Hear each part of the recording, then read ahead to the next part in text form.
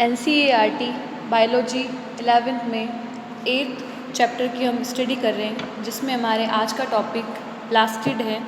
हम प्लास्टिड की स्टडी करेंगे, उसके फंक्शन के बारे में जानेंगे। Plastid are found in all plant cell and in यूग्लिनोइड।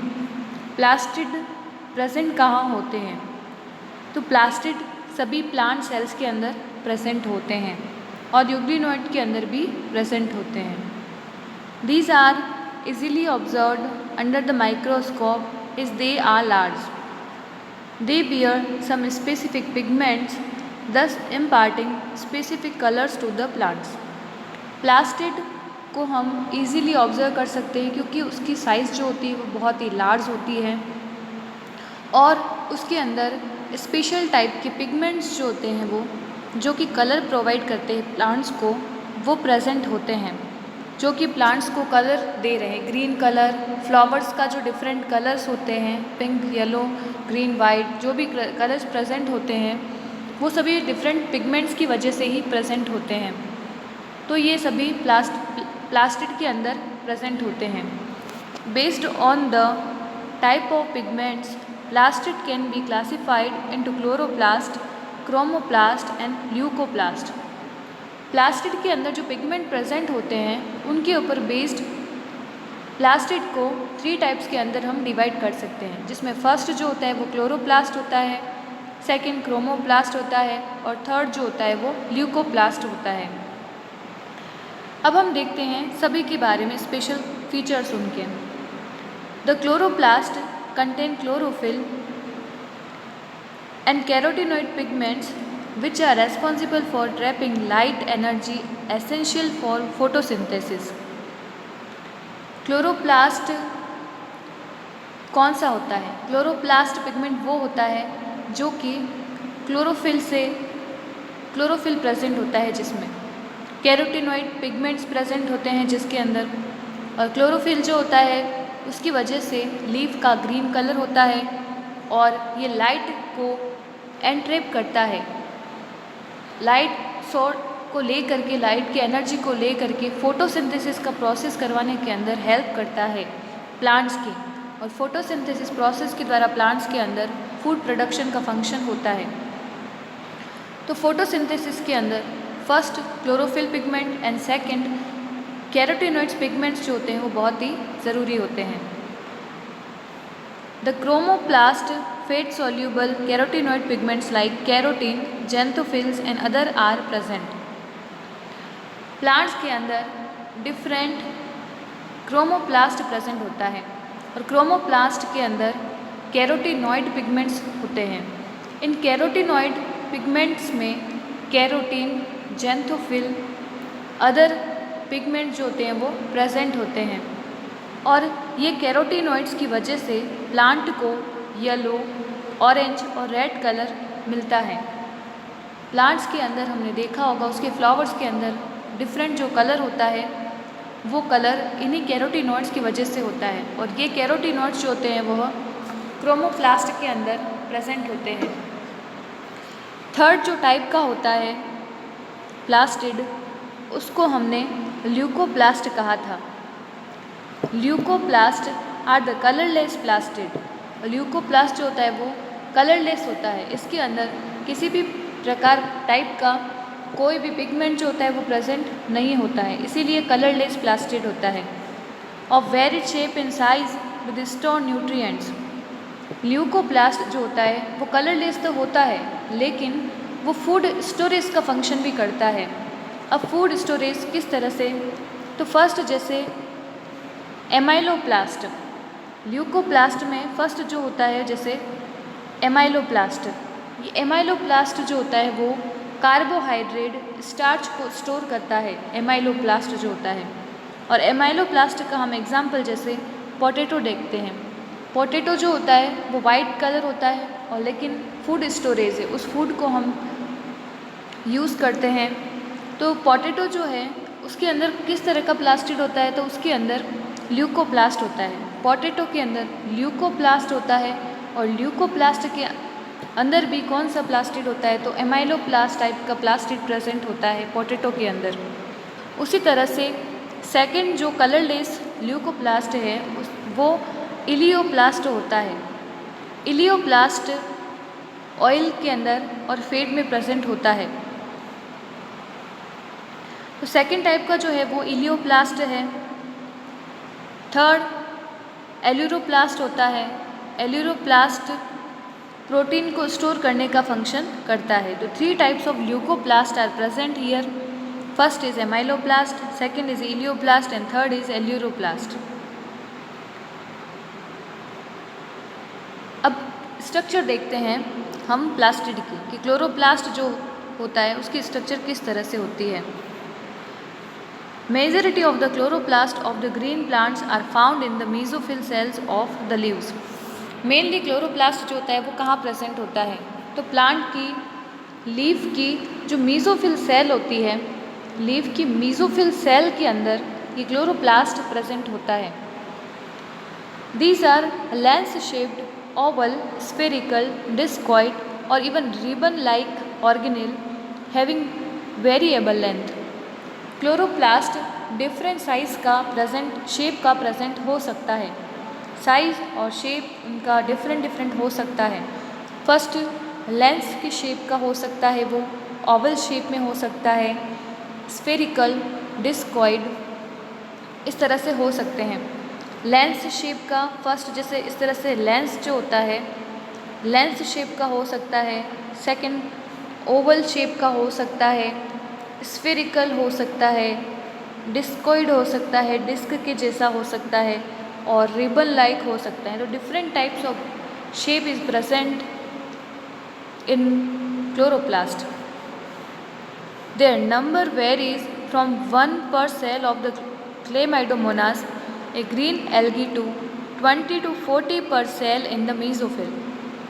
Chlamydomonas only 1 भी प्रेजेंट हो सकता है और 20 to 40 नंबर के अंदर भी 1 सेल के अंदर प्रेजेंट हो सकता है मेसोफिल सेल के अंदर। तो उसका नंबर जो होता है क्लोरोप्लास्ट का वो डिफरेंट प्लांट्स के अंदर डिफरेंट होता है। Like mitochondria, the chloroplast are also double membrane bound. यहाँ पर इसके स्ट्रक्चर को दिखाया गया है। क्लोरोप्लास्ट के अंदर भी 2 मेम्ब्रेन प्रेजेंट होती है, outer and inner membrane present होती है। और इनर मेम्ब्रेन, ये मेम्ब्रेन जो होती है परमिएबल होती है। और इनर मेम्ब्रेन के अंदर जो स्पेस प्रेजेंट होता है वो सारा स्पेस जो होता है वह स्ट्रोमा कहलाता है। इस स्ट्रोमा में कुछ और भी पार्ट प्रेजेंट होता है। स्ट्रोमा में कुछ कॉइन शेप की लैमेली प्रेजेंट होती है और ईच लैमेली को थाइलेकोइड कहा जाता है। ये 1 जो सिंगल लैमेली बनाई है इस लैमेली को थाइलेकोइड कहा जाता है। कई सारे थाइलेकोइड कॉइन शेप के जो होते हैं ये सारे थाइलेकोइड 1 रो के अंदर इस तरह से अरेंज होते हैं और कई सारे बंडल्स जो होते हैं इस तरह से प्रेजेंट होते हैं। ये जो सारे जो बंडल होते हैं इनको ग्रेना कहा जाता है। और फोटोसिंथेसिस में जो लाइट रिएक्शन होती है वो इसी ग्रेना पर होती है फोटोसिंथेसिस प्रोसेस के अंदर। तो ये जो कॉइन स्ट्रक्चर होती है उसमें 1 लैमेली को थाइलेकोइड कहा जाता है और ये जो बंडल स्ट्रक्चर फॉर्मेशन होता है इसको ग्रेना कहा जाता है। इसके अलावा जितना भी स्पेस प्रेजेंट होता है क्लोरोप्लास्ट के अंदर उसको स्ट्रोमा कहा जाता है, जिसमें डार्क रिएक्शंस प्रेजेंट होती है क्लोरोप्लास्ट की। ये डार्क रिएक्शन और ये सभी रिएक्शन जो होती है फोटोसिंथेसिस का जब हम प्रोसेस पढ़ते हैं हायर क्लासेस में पढ़ेंगे और शायद 11th क्लास में ही बताया गया है। इसके अंदर जो नेक्स्ट चैप्टर होंगे उनके अंदर बताया गया है फोटोसिंथेसिस के प्रोसेस को। तो वहाँ हमको इसमें देखना है कि फोटोसिंथेसिस में किस तरह से होता है। आगे देखते हैं हम माइटोकॉन्ड्रिया की स्ट्रक्चर के बारे में। जिस तरह से माइटोकॉन्ड्रिया के अंदर डबल मेम्ब्रेन थी उसी तरह से क्लोरोप्लास्ट के अंदर भी डबल मेम्ब्रेन प्रेजेंट होती है। Like mitochondria, the chloroplast are also double membrane bound.